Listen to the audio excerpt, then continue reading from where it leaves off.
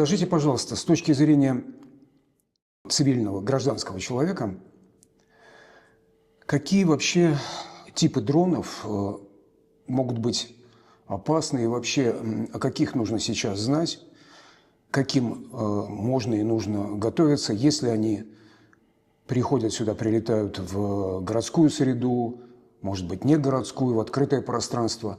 И получается так, что гражданский человек, допустим, мы понимаем, что этот дрон или дроны не проходят мимо, а они интересуются тобой, нами. Ну, явно они, так сказать, задерживаются и, возможно, даже направляются на тебя. Вот какие типы дронов должны быть опасны и как их различить? Если возможно вообще такое. Смотрите, здесь проблема не только дроны, а межконтинентальные ракеты. Их сбить хуже всего, и они, как правило, все достигают цели. Хотя везет в том, что Россия их производит очень мало. В малых количествах, но, как правило, ракеты всегда достигают своих целей. Второй класс – это ракеты, сверхзвуковые ракеты. Их тоже сбивают, но примерно их сбивают 50-60%. Если взять дроны, дроны сбиваются практически 80%. У них малая скорость, небольшая скорость полета. То если взять украинский сценарий или украинский вариант, то примерно, если взять баллистические ракеты или межконтинентальные, практически все достигают целей. Ракеты примерно 50-60%, а дроны достигают целей только 20%. Сейчас это уменьшается. То есть, если возьмем за сутки 400-500 дронов, то только 20% их достигает цели. Говоря о дронах, они бывают разными. Все они по виду похожи на шахеда. То есть гражданскому нету никакой разницы, какой это дрон. Надо брать самый всегда худший вариант, что это дрон боевой и летит за вами. Вот и все. А там различать никто не будет различать. Гражданские не специалисты в этом деле. Дрона задачи бывают разные. Одни выполняют функцию разведки, вторые перехватывают связь, чтобы установить локацию, где кто, выполняют функцию ретранслятора мобильной связи, да, что-то такое. Третьи есть боевые, которые действительно ударные, как говорится, с боевой частью.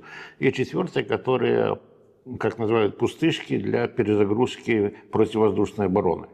Какой кто, на нем не написано, и гражданскому это не понятно, даже военные это не пытаются в это вникать. Если эти дроны пытаются избежать ударов. Чтобы избежать ударов, если есть... Вы, допустим, живете в какой-то местности, да, есть разные убежища, да, в Литве эти места, не знаю, промаркированы знаками, да, в любой момент можно даже в интернете по своему месту жительству узнать, где у вас какое убежище, да. Но если вы не знаете и там до убежища далеко, то в худшем случае это первый этаж. В лучшем случае подвал. Если есть подвал, спустились в подвал. Даже если попадет в дом, и дом завалится, вас все равно откопают. Как правило, подвал, он выдерживает свою конструкцию. И если вы будете смотреть по Украине, где попадают в дома, то это верхние этажи. Вверх обваливается, а низ, как правило, остается целым. Первый этаж, подвал, нету подвала, паркинг. Больше... Надо избегать мест, где скапливаются военные базы, какие-то военные городки, там, где больше всего передвигаются военные. Потому что дронов задача не так бить по гражданским, как по военным. Также правительственное здание, это вот может быть Сейм, да, может быть президентура, может быть какой-то узел связи, допустим, телевидение, могут быть по радио, по телевидению. Вот этих мест надо всегда избегать. Магазинов избегать, потому что могут быть рестораны, магазины, где часто скапливаются военные, да, посидеть там, пообедать. И, те же самые базарчики, как Украина, по базарам ракетами били и все такое. То есть избегать тех мест, где очень много людей, и особенно если там есть военные. То же самое избегать там на маршрутах, где военные передвигаются. Вообще от военных надо держаться как можно подальше. Неважно, какие эти военные, свои или чужие. Даже если начался их день, всегда избегайте военных. Вы никогда не будете знать, они свои или чужие. Могут быть чужие, переодетые в нашу униформу и работать как диверсанты. Да? То есть это довольно большой спектр этих процедур безопасности. Вот как бы все, что касается дронов, где прятаться и когда прятаться. А если, в Украине еще есть такие вот, как у нас есть троллейбусные остановки, да, у них есть очень много в городах, даже небольших городках, используются такие вот из блоков сделанные укрытия. Ты идешь, бах, начинается где-то слышны дроны, заходишь в это укрытие хотя бы от осколков, если он где-то упадет или попадет в здание, он тебя сохранит жизнь. Если это придет их день, быстрее всего у нас что-то такое будут делать. Я не знаю, как у нас будет правительство делать. На самом деле пока это только подвал, первый этаж, паркинги, вот такие вот места, где ты можешь сохранить себя. Типичное видео из тех мест, вот городов, например, где появляются дроны, БПЛА, и видео какие? Очевидцы у себя на балконе или на улице начинают просто снимать, как довольно близко, даже там в нескольких десятках метрах пролетают вот эти вот БПЛА или дроны, и просто, так сказать, почти что развлекаются. Вот. Что здесь не так возможно? Как надо себя вести? Задержаться на такую съемку, отследить, куда идет, или при первом же появлении? То есть как только ты зафиксировал, что драпать, бежать, прятаться? Во-первых, никогда не рекомендую снимать дрон. Если начинаются боевые действия, если вы снимете, как летит дрон и куда он попал, то вы врагу передадете полностью информацию, попал он или не попал.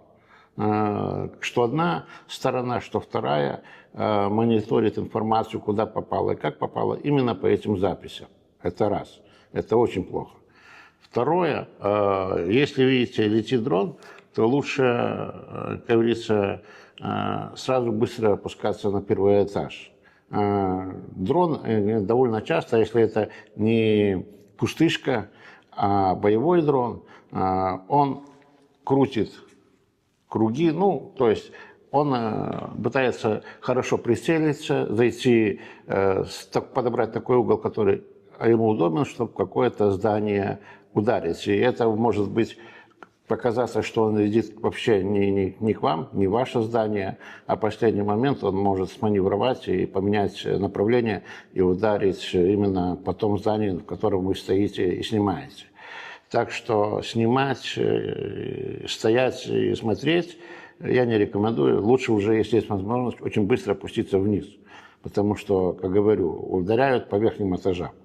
Внизу всегда есть шанс какой-то остаться. Дальше, если вас завалят, то спасатели всегда приезжают и пытаются откопать, если что-то возможно, если это еще подвал или первый этаж, есть большие шансы остаться в живых.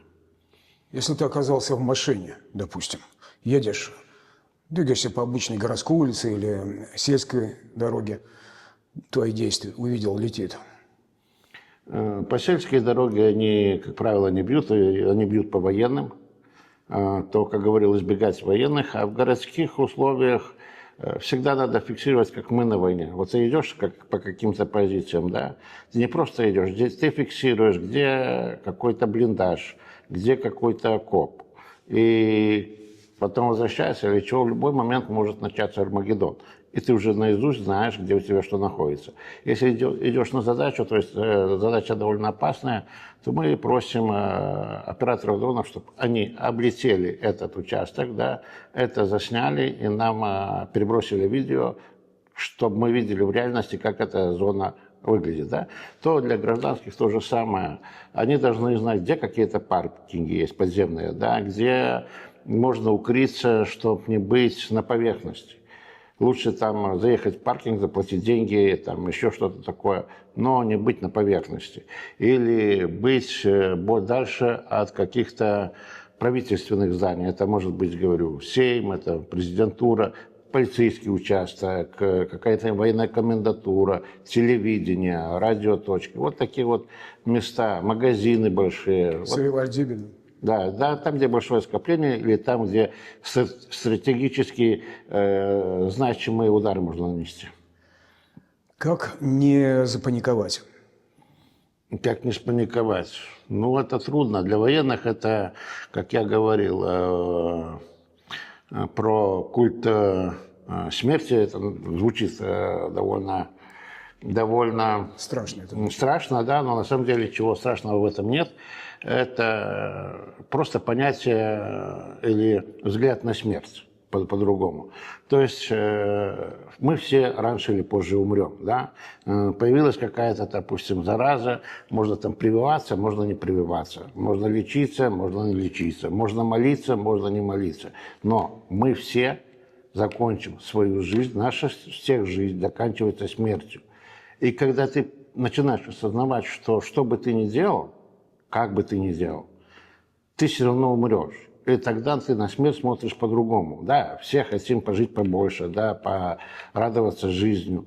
Но когда ты осознаешь, что бы ты ни делал, это неизбежно, ты просто про смерть не думаешь. Да? Ты просто живешь здесь и сейчас. Да? Ты радуешься каждой прожитой минуте. Да? У нас очень сильно не ценят того, что имеют. Да? У нас очень люди погрязли в роскошь. Да? Вот телевизор, да, машина, там, дом, квартира, деньги большие. Да? А на войне ты все это можешь потерять в односекундно. Вот ты ушел на работу, все остались дома, там, жена, внуки, дочка. Прилетела ракета, все не осталось ни дома, ни жены, ни внучки, ни дочки. Что ты будешь тогда делать? Даже несмотря какие твои взгляды, даже если тебе противоположные взгляды, и ты поддерживал русский мир, ты после этого сам придешь в комиссариат и будешь говорить: ребята, дайте автомат, я пойду стрелять этих П. Так было в Украине. Да, так было в Украине, и это нормально, и вот так оно, это работает так. Просто на эти вещи надо смотреть попроще. Как говорят, когда прилетают первые самолеты, ракеты, бомбы, все реагируют. Потом к этому привыкают. И вот по Киеву, когда вот я приехал на войну, там воздушная тревога за воздушной тревогой.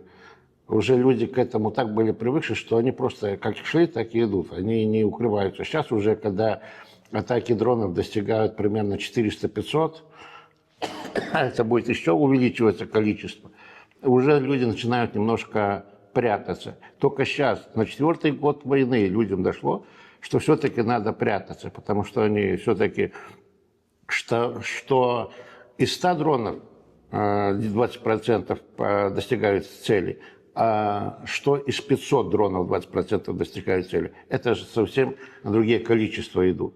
Поэтому люди уже начинают на это обращать внимание. Уже у них есть как бы инфраструктура, которая вот бы, как я говорил, это вот как остановка для троллейбуса, там вот такие небольшие укрытия, просто они бетонные ставятся, и люди идут, сразу укрываются и так далее.